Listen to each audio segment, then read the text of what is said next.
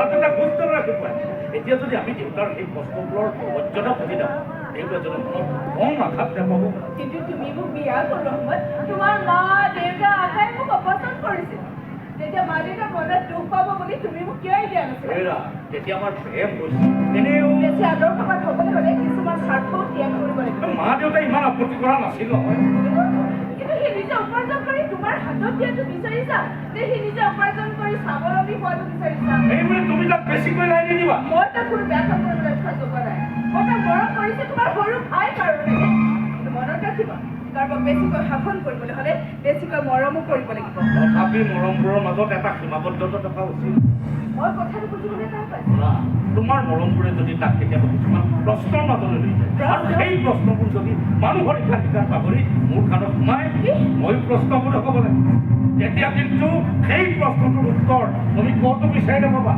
হয় ধৰো মই তুমি পাগল হৈছা নে তোমাৰ মূৰৰ বিকৃতি ঘটিছে বুলি এনেকুৱা সঁচাই মূৰৰ বিকৃতি ঘটিলেহে মানুহে ঘৰত এনেকৈ চিঞৰ বাখৰ কৰে নাই আমি চিঞৰ বাখৰ কৰিছোঁ আমি ধেমালিতে অলপ তৰ্কহে কৰিছোঁ এখন ঘৰত ভিন্ন প্ৰকৃতিৰ মানুহ প্ৰত্যেকৰে ৰুচিবোৰ বেলেগ বেলেগ হোৱাটো স্বাভাৱিক সেয়েহে আনৰ ক্ষতি হোৱা ধেমালিবোৰ নকৰিলেই ভাল আচলতে তুমি যে শুই আছিলা আমি পাহৰি গৈছিলোঁ অলপ শিষ্টাচাৰো থাকিব লাগে নহয় কেতিয়াবা কেতিয়াবা সৰু সুৰা দুই এটা ভুল হ'ব আমি সকলোৱে বুজা ফুৰা কৰি লৈ ল'লে হৈ যায় এই গেলা গৰমত গোটেই ৰাতি কমৰা তাতে আধা ভঙা জুপুৰি সদৃশ ঘৰ অট্টালিকা সাজিবৰ কাৰণে দিন ৰাতি কষ্ট কৰিছে কিন্তু সেই অট্টালিকা তোমাৰ হাতৰ চাহৰ জুতিটো আনি দিব নোৱাৰে যে সেইকাৰণে মই বাহিৰত চাহিয়ে দেখাওঁ চাহত চেনিটো সৰহকৈ দিব লাগিব হিচাপে ইমান খোৱালে তুমি কিবা আকৌ সোনকাল কৰা সেই চাহৰ মিঠা মাতৰ মিঠা এই মিঠাবোৰ বেছি দিনলৈ নাথাকে এদিন সময় আহিব মিঠাৰ সংগ ত্যাগ কৰি তিতাৰ আশ্ৰয় ল'ব লাগিব সংগ মিঠাই হওক বা তিতাই হওক সংগ সদায় নিৰাপদ হোৱাটো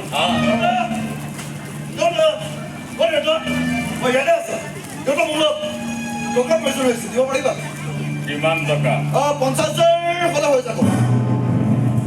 কিহৰ বাবে লাগে নহয় মানে আমি লগৰ মানে পঞ্চায়তৰ কামবিলাক কৰিম বুলি ভাবিছোঁ এতিয়া আগতীয়াকৈ টকা অলপ দৰকাৰ হৈছে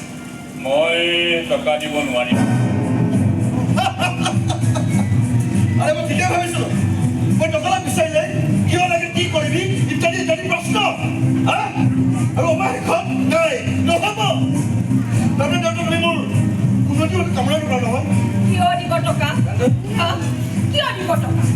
তুমি ব্যৱসায় কৰি টকা উপাৰ্জন কৰি ডাঙৰ মানুহ হৈ যাবাচোন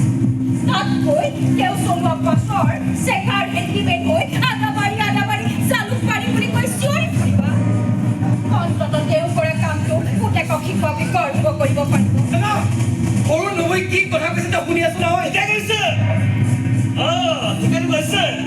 এজন দেউতাক হৈ আটাইকেইজন ল'ৰা ছোৱালী সমাজ চকুৰে নেচালে এনেকৈ কথা মানুহ স্বাভাৱিক আজি তোমাৰ সিদ্ধান্তটো খাৰিজ কৰি দিয়া তুমি কথাবোৰ অলপ ফোনকৈ কোৱাচোন কয় কিয় ক'ব কিয় ক'ব যিহেতু আমাৰ সংসাৰৰ কথা চিন্তাই নকৰে ডাঙৰ সেই কথা ক'বই লাগিব আৰে মইতো এদিন দেউতাক কওঁ আৰু দেউতাক কওঁ যে মই প্ৰয়োজনীয় বস্তুবোৰ যোগাৰ দিব নোৱাৰোঁ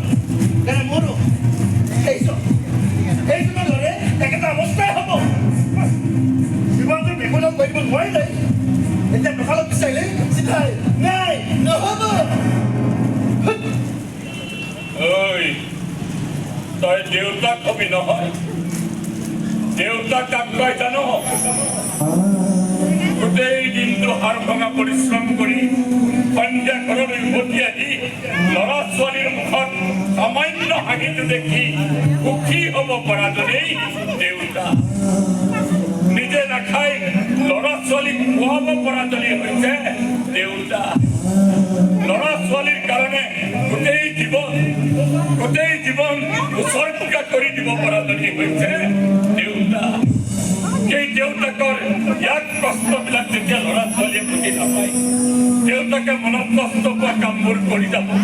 সেই দেউতাকজন মনৰ কষ্টত মৰি মৰিও জীয়াই থাকিব তেতিয়া সেই দেউতাকৰ বুকুৰ পৰা কিছুমান হুমুনিয়া ওলাই আহিব আৰু যিমানেই হুমুনিয়া ওলাই আহিব সেই কুলাংগাৰ ল'ৰা ছোৱালীৰ গাত সিমানেই অভিশাপ লাগিব